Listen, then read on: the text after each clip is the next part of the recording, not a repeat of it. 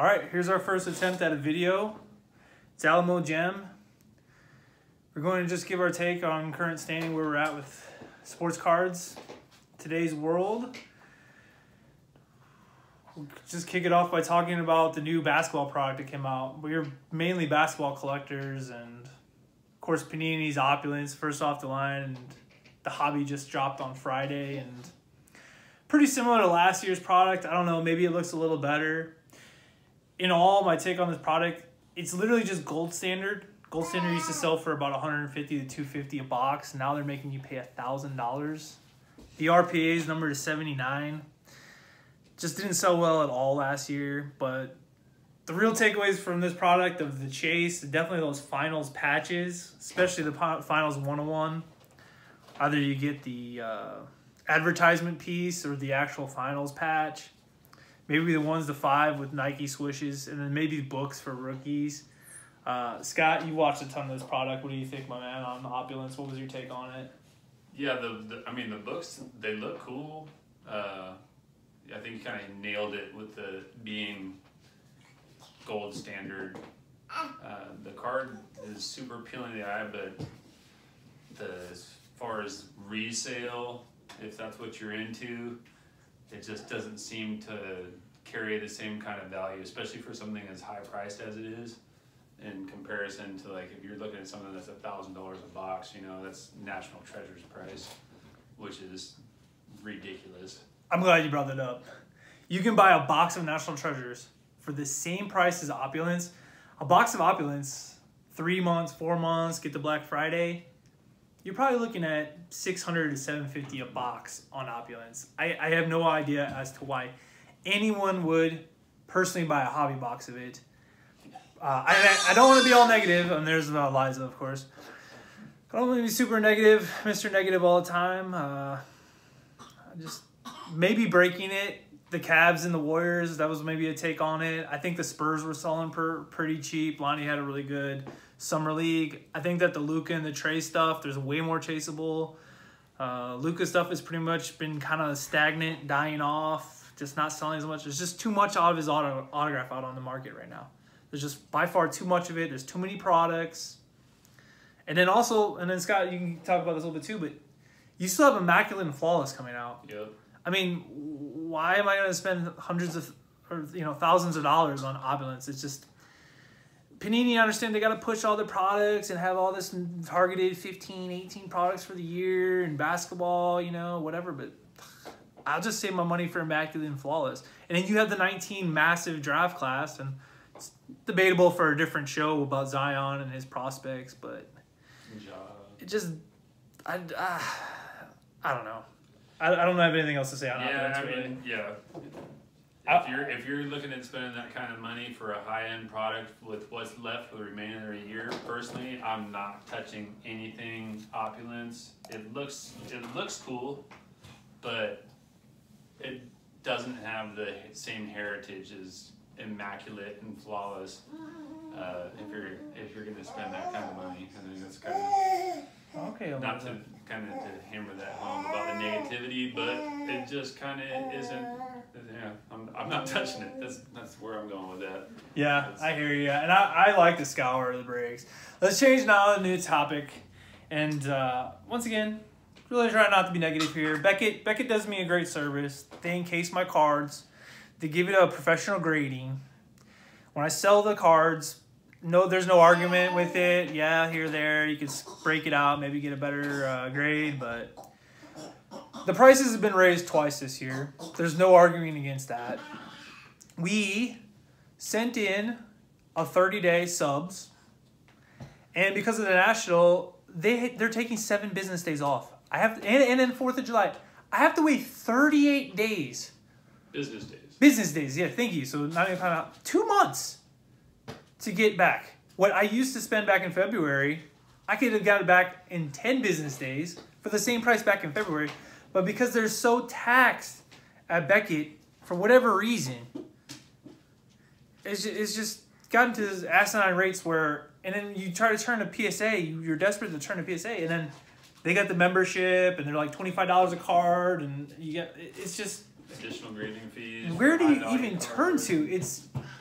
it's a catch-22 situation right now with grading. And that's not even to bring up this last one. We do non-subs now because God knows you can't flip and beat these prices any longer. It's just taking away too much of the sale. Because Joe on eBay, he's not going to care that I paid $25 for encasing this. He's just going to pay me just the bit of the fee. He doesn't care. And if you put it on auction, you're going to lose your money on grading right now. But we do this other one, non-subs 10-day. It's due on Friday. So we're looking to pop report up because God knows I'm a degenerate, always looking on there. My buddy's in Europe and they're calling him when he's in Europe saying they can't fulfill the order. They're going to have to work overtime 12 hours to be able to fulfill the order. I'm going to have to hold her, I guess, during this first video. I think so. What's your take, buddy? Not to like do super long-winded, but it's frustrating. To kind of, we'll move away from the order and bring up another point that people like to discuss is it even worth grading? The good thing about grading cards, and like he said, there's zero debating the condition of the card. For the resale, you go on eBay or Instagram or however you're moving your cards, you don't have to second guess it, it's slabbed. Pretty much nothing can happen to damage that card at that point. But how much does it really raise the value of that card if it's not a high dollar card? So there's that. Some people actually prefer not to have graded cards. Yeah, they just like the raw. Because they just keep it going. they just want to have, some people have them on display. They don't want the case. They don't want the grade on it. So he hit the nail on the head. It's catch-22. If you're really trying to move them, if you're in the business of flipping cards constantly, yeah, but with BGS, it's a little frustrating when you have a guaranteed delivery date and they haven't even started the grading process. So I'm kind of eyeballing more of not slabbing unless they're massive cards. We're talking thousands of dollars, not in the hundreds anymore. Yep, we're just gonna have to move towards slabbing the massive cards and just holding stuff and maybe slabbing once a year. Period. You've made me cynical, Beckett. I appreciate that. Okay? All love to you. God knows I can't say anything for the fear that you're gonna grade my stuff horribly. But you've made me a cynic. Should we even grade stuff? It's ridiculous. Let's just keep it like there. And then the negative train is just going to keep rolling because that's all I am. 2019 NFL draft class. I mean, I hated this draft class a year or two before with the scouting beforehand. Kyler Murray, he was nothing 2 years ago to me. He was just some scrub backup at A&M or wherever he was. I don't care. I mean, I'm not putting any money into 2019 and the NFL draft class. I'm a Bears fan. We didn't have any draft picks anyway, so I barely even watch it. I mean, you want to give your take on it? Are there any like flyers or anything NFL? I mean, we shouldn't even really be talking about NFL. I don't do football. No, really. This is going to be one of those historically weak, like the 2012 draft class with Geno Smith and EJ Manuel. I can't remember who the quarterbacks were. Ryan Tannehill maybe was in that class where it was just absolutely horrible. Yeah, for skill position, it's just super, super weak. I mean, there might be good linemen or, linebackers, but yeah, as far as, really, if you're talking about cards and you're talking about collecting cards, the only football cards that are going to hold value, that are going to be massive cards, are going to be quarterbacks. And that's just how it is. Yeah, I mean, last year's was just a nice little quarterback draft class. I don't know if any of them are going to pan out. Mahomes, obviously, 2 years back. That's the big chase guy. Probably if I was interested in football, I'd be going after him as well. But, I mean, you do have 4 hopeful guys. Haskins, Locke, and the dude on the Giants, Jones, and obviously Murray. They may pan out here or there. Could be super hot. But I just don't really feel like I'm going to regret not chasing. So, Yeah. really my take on it. And yeah, it's not a class where you go and break the bank chasing somebody, and people are doing that for Kyler, and that's unfortunate for them. yeah, it's crazy to me. I mean, and I'm not gonna belabor this, really, I'm not. But Texas Tech coach Kingsbury, he was not a very good coach. I don't know how he just keeps getting promoted up. Yeah. Well, and even for Kyler, right, you go into a situation where you have one of the probably 4 worst offensive lines in the NFL. I'm not saying Rosen's anything special, but he was constantly murdered there. So Kyler's going to be running for his little life, and he is little, so. Yeah, I mean, I think that Baker and him with their intangibles, and they can just beat the odds. I mean, I know Russell Wilson did. League's different, but the odds are against it. I'm not going to belabor it any longer. Let's move on now. We got 2 more topics. The next one's actually going to be 30 July release date. It's just massive release date. It's all lining up right by the National, which is actually going to be our last topic to talk about. Topps Chrome Baseball. It's probably going to be pretty hot. It's always a top 5-6 baseball product. I don't follow baseball very much as well. We all know I'm a basketball guy. But the Mets, Padres, Tatis, I mean, Chrome, and just line up the breaks, really. I think that's the best way to do it. I'm not really a box breaker. You want to get more expertise on the breaks? I can talk about Contenders Optic a little bit in a second, but Chrome is probably the biggest. Yeah, product. I mean, for as far as lining up breaks, is that the question here? Or just the 30 July release dates. I was just saying, 31 July. 31 July is when the Chrome comes out. But yeah, I mean, lining up the breaks. The risk that you run with breaks obviously is getting smoked, right? Like you can go in there and just get skunked in a break where you're not going to get anything. But eventually it all comes back around. You just got to make sure that you're not just like go into one break group. I enjoy breaking with Blaze. It's fun. Nasty Breaks is another one that, and I guess Mojo too, but Blaze, I do most of my breaking with them just because if I'm breaking, I'm doing it for entertainment. And yep. With as far as like the lining up the breaks and everything, you just got to make sure that you're diligent about knowing that whatever breaker you're going through, they've probably got like 20 cases, right? And those all came from, it wasn't like they just took 20 random cases out of 1,000 cases. They took 20 consecutive cases. Yep. So if you see a trend when you buy freaking, I did it with the Blue Jays in Finest, and I was chasing Vlad, who's gonna be hot in Chrome, refractor autos, and I must have bought the Blue Jays in probably 16 cases, and I didn't hit a single auto, and all I got was the short print base cards, which are cool, but I mean there's definitely a trend there where I got a ton of Tatis with the Padres, but basically no Vlad to speak of. So I think that's one thing, is the trend, knowing that product is not going to vary because those were consecutive cases that came out of there. Yeah. And I mean, I've watched a good 1,000 breaks the last year, and I can tell you that it's definitely true.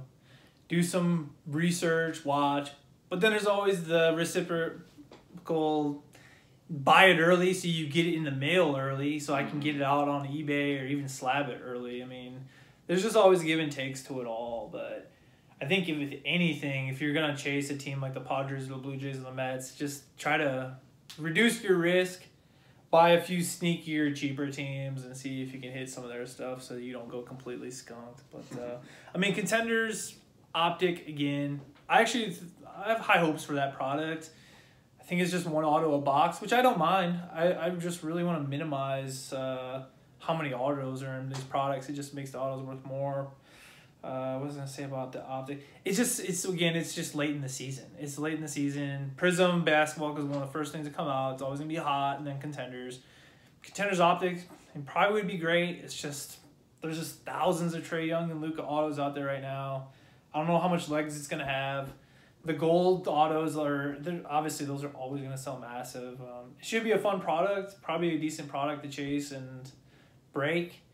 But again, with the 19 draft class coming out, I probably won't buy any of it. So it's probably even not worth me even really discussing more. Do you want to say anything else about the Contenders Optic? There's probably a football product coming out that same day too, which I don't know about or care. I think there probably is. I know there's 4 products coming out that day. But yeah, I'm not touching it. Yeah.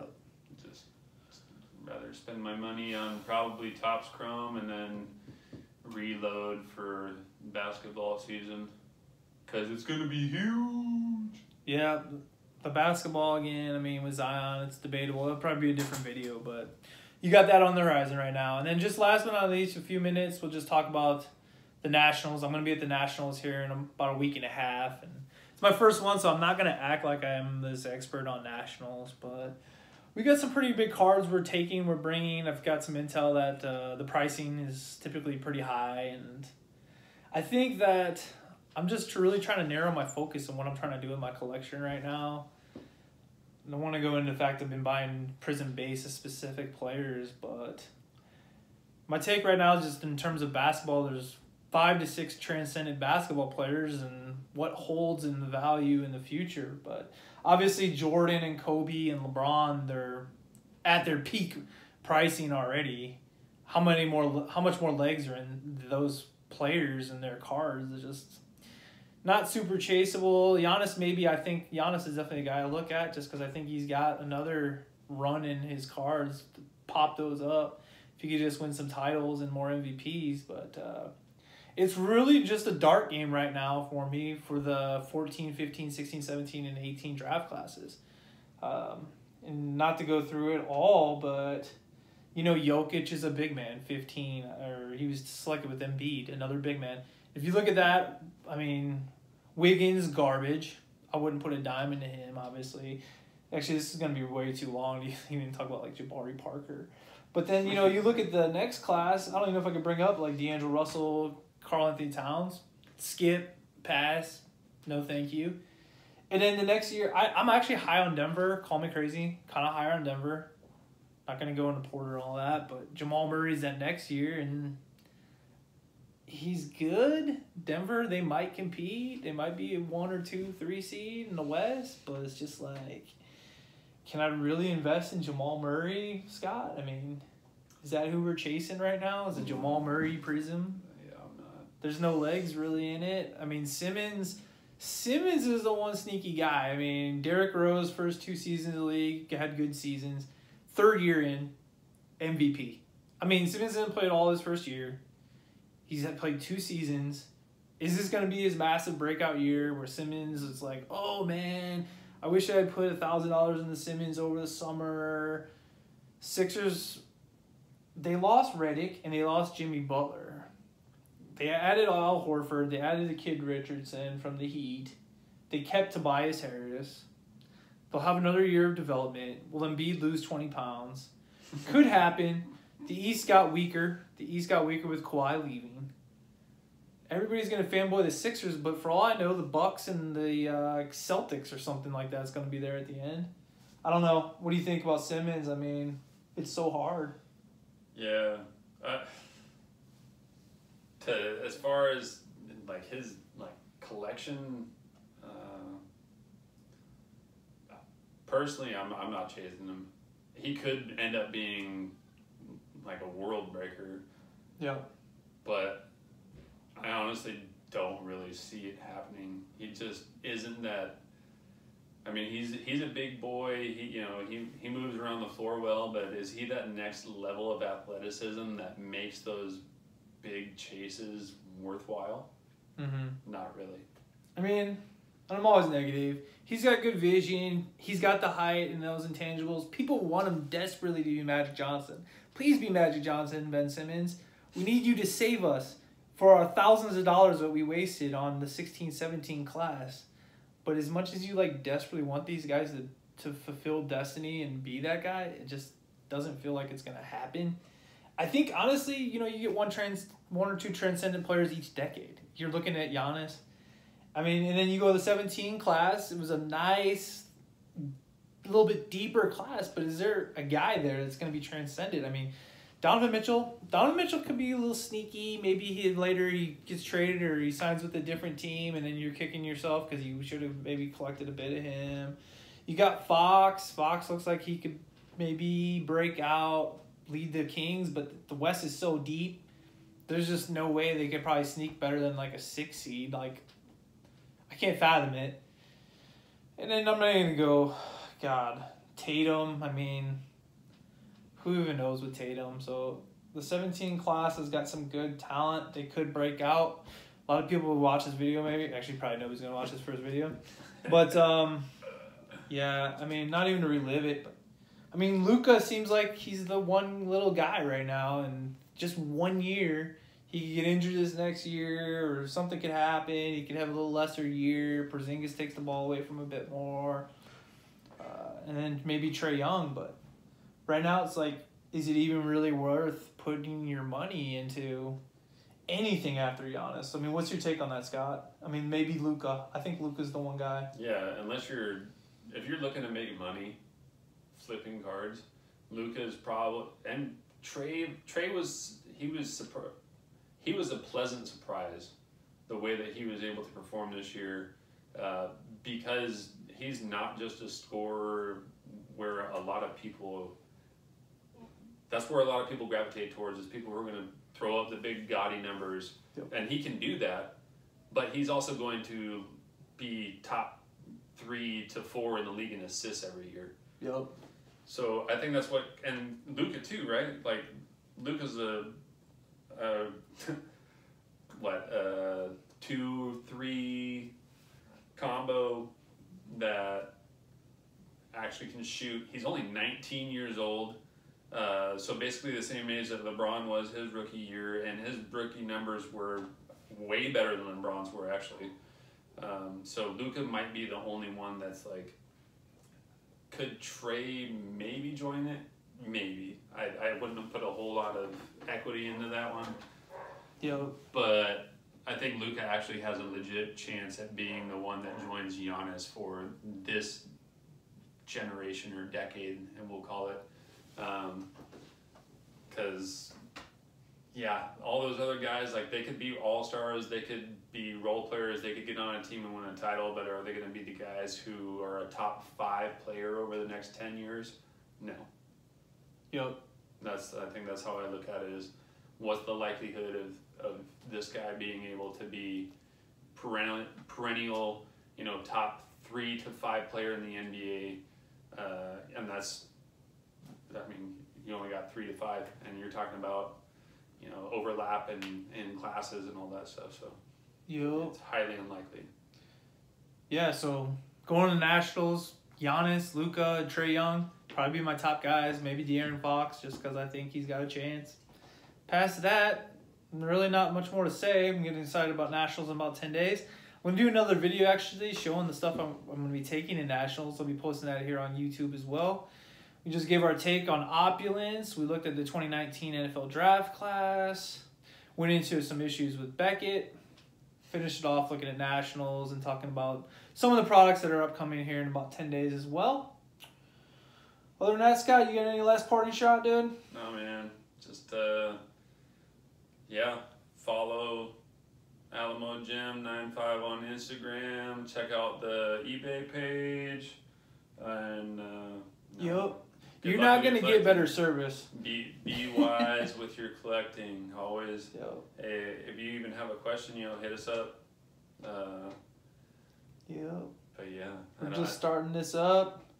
Just a little bit. I've been doing collecting those since 1988 when my dad was taking me into stores. I've collected all throughout the 90s during the dead era. And then, get here to San Antonio. I actually did football more back around 11 and 12. But just kind of get back into this. All right, guys. Take it easy.